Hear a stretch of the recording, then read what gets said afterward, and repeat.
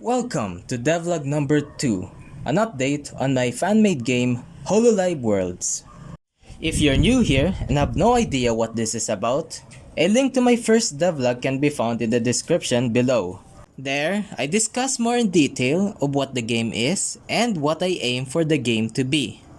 For this update, I've added new mechanics, maps, enemies, and updated some of the game assets. So, without further ado, let's move on to the actual updates. First off, assets updates. As you can see, the graveyard tileset has been revamped into something more darker and the grass less explicit. Obstacle placements are also now improved. Instead of placing them at random, they now follow a random template to go with. For zombies, they now begin underground. In this state, they are immune to any sort of damage until they have fully risen.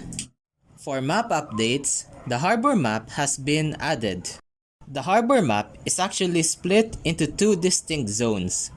The upper zone, which consists of the sea and wooden plank as paths and boats as the rooms, and the lower zone, which consists of paved roads.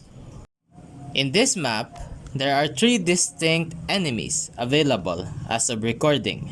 The pirates, which come in two variants, which is one wielding an axe and another with a gun, and Neko, a floating cat that charges at you. The pirates in general have very high HP. The one wielding an axe will charge at you, while the one with the gun would run away from you. And the Neko will float around slowly towards you, and when you are in range, it will attack. For new gameplay changes, I've added two distinct mechanics. The first is item usage. Now you can store up to 2 items. You can see the items that you currently have at the bottom left of the screen. As of recording, the only available items are collab tickets, which help you recruit a new character.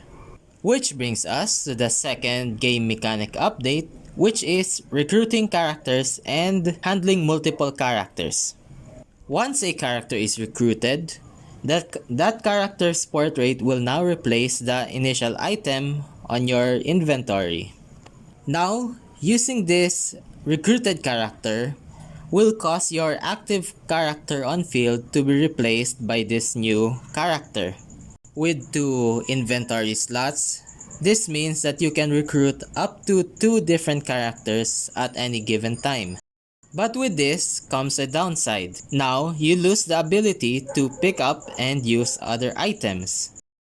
And that's about it. That concludes all the updates I made for the past 2 months. And so this ends Devlog 2. Honestly, it's much less progress than I initially expected. I guess school was much harder than I initially thought. Same with my other side projects. Sadly, this also means that I won't be able to release a playable version by the end of the year as I promised in my first devlog, so there's that. But regardless, I would still be continuing on working on this game, no matter how long that takes. So with that, thank you for listening and I'll see you in probably another 2 months.